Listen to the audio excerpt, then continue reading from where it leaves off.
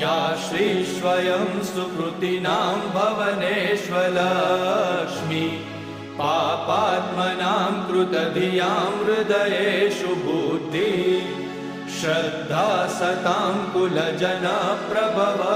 लज्जा तां त्वां नता स्म परिपालय देवि विश्वं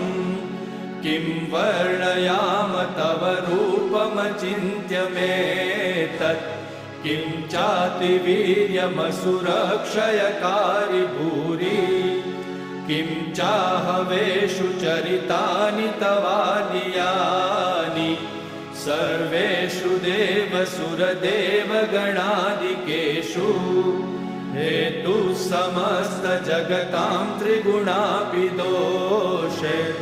न ज्ञायसे हरिहरादिभिरप्यपारा